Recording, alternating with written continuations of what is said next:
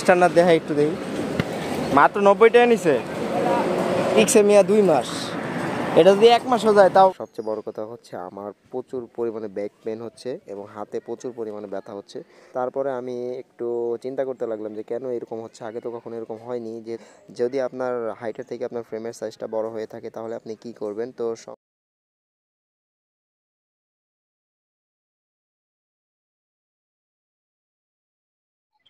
ঈদের ছুটির পরে আমরা যাচ্ছি আজকে সাইকেল রাইডে, আর এখন বাজে হচ্ছে দুপুর 2টা। ঈদের ছুটির পর আজকে আমাদের প্রথম রাইড। তো আমরা বেশি দূরে যাচ্ছি না, আজকে আমরা ঢাকার ভিতরে রাইড করব। তো আজকে আমার সাথে আছে আর একজন, আমরা দুজন মিলে আজকে রাইডে বের হয়ে গিয়েছি। তো আমরা এখনো চিন্তা করে পাইনি যে আমরা কোথায় যাব। আমরা আর কি বের হয়ে গেলাম, তো দেখা যাক কোথায় যাওয়া যায়। এখনো আমরা শিওর না যে আমরা কোন দিকে যাব। যেহেতু এখন বের হয়েছি তো এখনো সিদ্ধান্ত নিতে পারিনি। এর মধ্যে আবার হর্নের মধ্যে একটা সমস্যা দেখা দিয়েছে। হর্নের লাইটটা হঠাৎ করে জ্বলে যাচ্ছে, আবার হঠাৎ করে নিভে যাচ্ছে। হয়তো সুইচে কোনো সমস্যা হয়েছে, তো এটাও আমাদেরকে ঠিক করে নিতে হবে। যেহেতু এখন ঠিক করতে পারছি না তো সেহেতু কিছু করার নেই, এভাবে চালাতে হবে। তো মাঝপথে আরেকটা সমস্যা হয়ে গেছে, আমার সাইকেলের স্ট্যান্ডটা ভেঙে গিয়েছে। তো এখন আমাকে একটা স্ট্যান্ড লাগাতে হবে, স্ট্যান্ড ছাড়া তো আর সাইকেল চালানো যাবে স্ট্যান্ডার্ড না। দেখা একটু দেখি, মাত্র 90 টাকা নিছে। আর আমরা কত দা লাগাইলাম? 250 টাকা না। টিকছে মিয়া 2 মাস, এটা যদি 1 মাসও যায় তাও ভালো। নাট ওই যে ওইটাই দিও, আগেরটাই দিও, এটা নাটটা দুর্বল আছে একটু।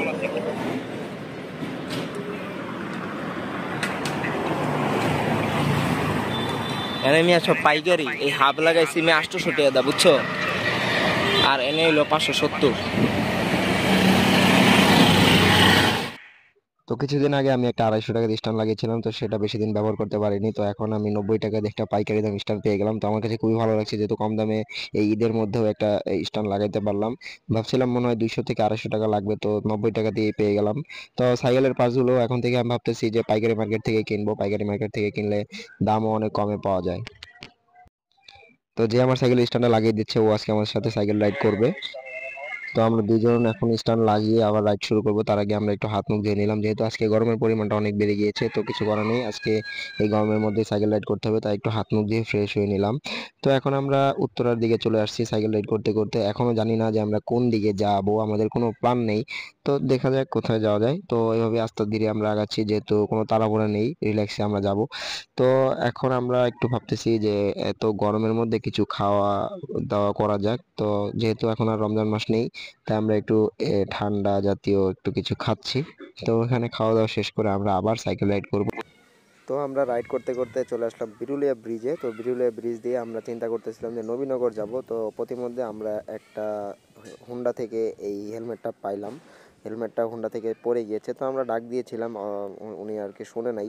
তো আমরা কী করলাম, এটা নিয়ে নিলাম, যদি সামনে গিয়ে ওনাকে পাই তাহলে দিয়ে দিব, বা উনি যদি আমাদেরকে চিনতে পারে তাহলে ওনাকে এটা আমরা দিয়ে দিব। তো সেই যে কাজ সেই চিন্তা, আমরা এটা নিয়ে নিলাম, নিয়ে আমরা এখন সাইকেল রাইড আবার শুরু করব। আর ভাই প্রচুর গরম লাগতেছে, আর সবচেয়ে বড় কথা হচ্ছে আমার প্রচুর পরিমাণে ব্যাক পেন হচ্ছে এবং হাতে প্রচুর পরিমাণে ব্যথা হচ্ছে। তো কেন হচ্ছে আমি এটা বুঝতে পারতেছিলাম না, যেহেতু অনেকদিন পরে সাইকেল রাইড করছি, হয়তো বা এই কারণে হতে পারে। তো আমি ঠিক বুঝতে পারতেছিলাম না। তারপরে আমি একটু চিন্তা করতে লাগলাম যে কেন এরকম হচ্ছে, আগে তো কখনো এরকম হয়নি। যেহেতু আমি 71 সাইকেল রাইড করেছি অনেকবার, তো ওই সাইকেলে এরকম কখনো হয়নি। এর থেকে বড় বড় রাইড আমি দিয়েছি। আমি পদ্মা সেতু রাইড দিয়েছি, আমি নারায়ণগঞ্জ রাইড দিয়েছি, পানাম সিটি রাইড দিয়েছি, এদিক দিয়ে নরসিংদী, তারপরে গাজীপুর। তো এই ধরনের কোনো সমস্যা নেই। একে তো অনেক গরম, তারপরে এরকম ব্যাক পেন হচ্ছে। তো চিন্তা করতে লাগলাম যে কেন হচ্ছে। অতঃপর আমি এটা আইডেন্টিফাই করতে পারলাম। তো সেটা আমি একটু পরে বলি। তো আমরা এখন চলে আসলাম হচ্ছে নবীনগরের রাস্তায়। তো আমরা এখন আছি সিএনবি থেকে আমরা রাস্তা পার হব, এবং রাস্তা পার হয়ে আমরা ওই পাশে যাব। তো আমি ওকে বললাম যে ওই পাশে যাও, ওই পাশ দিয়ে যেতে হবে, রং রোডে সাইকেল চালানো যাবে না। তো আমি চিন্তা করতে লাগলাম যে কেন আমার এরকম হচ্ছে। তো আমি সেটা পেয়েও গিয়েছি যে কেন আমার এরকম ব্যথা হচ্ছে। তো আমি সেটা একটু পরে বলতেছি। বর্তমানে আমরা আছি হচ্ছে ঢাকা আরিচা মহাসড়কে। এখান থেকে আমরা যাব হচ্ছে নবীনগর। অনেকটা পথ ঘুরে এদিক দিয়ে আসলাম। আর যে গরম পড়ছে ভাই, অনেক টাইট লাগতেছে। এখন আমরা নবীনগরের খুব কাছাকাছি, প্রায় 2 ঘন্টা সময় লাগলো। বাসা থেকে রওনা দিয়েছিলাম 2টা বাজে, এখন বাজে ঠিক 4টা। তো দেখি সামনে গিয়ে কী হয়। তো আগে আমি যেই সাইকেলটা চালাইতাম তো সেই সাইকেলটা ছিল হচ্ছে 17 সাইজের একটা ফ্রেম, তো বর্তমানে যেটা চালাচ্ছি এটা হচ্ছে 18 সাইজের একটা ফ্রেম। তো আমার হাইট অনুযায়ী আমার লাগবে হচ্ছে 17 সাইজ, তো আমি ভুলক্রমে এটা কিনে ফেলেছি 18 সাইজ। তো আমি তখন ফ্রেম সম্পর্কে আমার এতটুকু আইডিয়া ছিল না, তো যার কারণে আমার এখন এই ব্যাক পেইন হচ্ছে, যেটা আমার আগে হতো। আর রাস্তা যে পরিমাণ ভাঙা তার মধ্যেও আমাকে এটা সহ্য করে নিতে হচ্ছে। তো নেক্সটে আমি একটা ভিডিও বানাবো যে আপনার হাইট অনুযায়ী আপনার কোন ফ্রেমটা ভালো হবে, এবং যদি আপনার হাইটের থেকে আপনার ফ্রেমের সাইজটা বড় হয়ে থাকে তাহলে আপনি কি করবেন। তো সমস্ত ডিটেলস নিয়ে একটা ভিডিও আসতেছে, তো অবশ্যই চ্যানেলটা সাবস্ক্রাইব করে রাখুন। ধন্যবাদ।